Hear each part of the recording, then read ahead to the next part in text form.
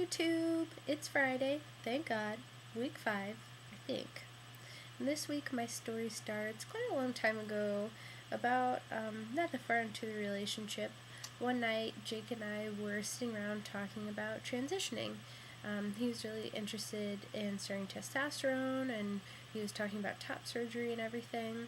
And it was sort of in the very beginning of the process, so I don't know, for some reason on this particular night I just felt really overwhelmed emotionally by the whole experience. I had so many questions, and I just was having trouble sleeping, thinking about it. Jake had already gone to sleep, so I got up and, as Carrie said, I was trans Googling, and I was just looking for a lot of answers and support, and I came across this poem, which I can't even remember where I first found the poem. It might have been on Reddit or something like that.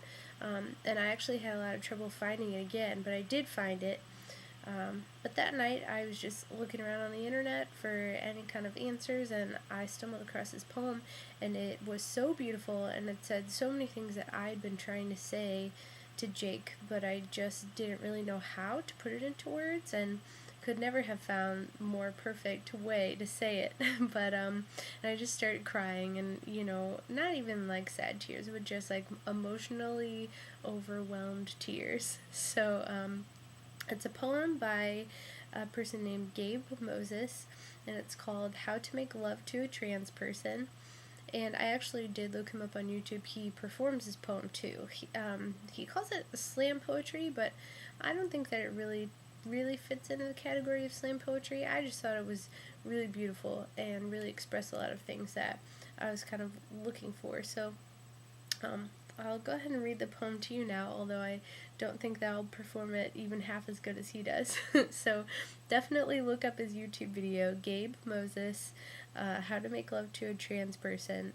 Definitely look up that video, because I'm sure you'll enjoy that a little better than me just reading it to you. But here goes. And I'm reading it off my phone, so sorry. Forget the images you've learned to attach to words like cock and clit, chest and breasts. Break those words open, like a paramedic cracking ribs to pump blood through a failing heart. Push your hands inside, get them messy, scratch new definitions on the bones. Get rid of the old words altogether, make up new words, call it a click or a ditto. Call it the sound he makes when you brush your hand against it through his jeans, when you can hear his heart knocking on the back of his teeth, and every cell in his body is breathing. Make the arch of her back a language. Name the hollows of each of her vertebrae when they catch pools of sweat like rainwater in a row of paper cups.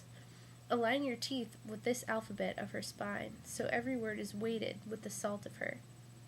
When you peel layers of clothing from his skin, do not act as though you are changing dressings on a trauma patient, even though it's highly likely that you are. Do not ask if she's had the surgery. Do not tell him that the needlepoint bruises on his thighs look like they hurt. If you are being offered a body that has already been laid upon an altar of surgical steel, a sacrifice to whatever gods govern bodies that come with some assembly required, whatever you do, do not say that the carefully sculpted landscape, bordered by rocky ridges of scar tissue, looks almost natural. If she offers you breastbone, aching to carve soft fruit from its branches, though there may be more tissue in the lining of her bra than the flesh that rises to meet it, let her ripen in your hands. Imagine if she'd lost those swells to cancer, diabetes, a car accident instead of an accident of genetics. Would you think of her as less of a woman then? Then think of her as no less one now. If he offers you a thumb-sized sprout of muscle, reaching toward you when you kiss him, like it wants to go deep inside you, to scratch his name on the bottom of your heart, hold it as if it can, in your hand, in your mouth, inside the nest of her pelvic bones. Though his skin may hardly do more than brush yours, you'll feel him deeper than you think. Realize that bodies are only a fraction of who we are. They're just oddly shaped vessels for hearts, and honestly, they can barely contain us. We strain at their seams with every breath we take. We are all pulse and sweat, tissue and nerve ending. We are programmed to grope and fumble until we get it right. Bodies have been learning each other forever. It's what bodies do. They are grab bags of parts, and half the fun is figuring out all the different ways we can fit them together. All the different uses for hip bones and hands, tongues and teeth, All the ways to car crash our body is beautiful, but we could never forget how to use our hearts, even if we tried. That's the important part. Don't worry about the bodies. They've got this. So, I just thought that was a really, really beautiful poem, and, I was just kind of looking for a way to express to him that I don't care, what he does with his body. The important parts are on the inside. So, I hope you enjoyed that poem as much as I did, and look up Gabe Moses. The poetry is amazing and beautiful. He's got a lot more material online as well. He has a website also. So definitely look him up, and hope you all have a wonderful weekend. Goodbye!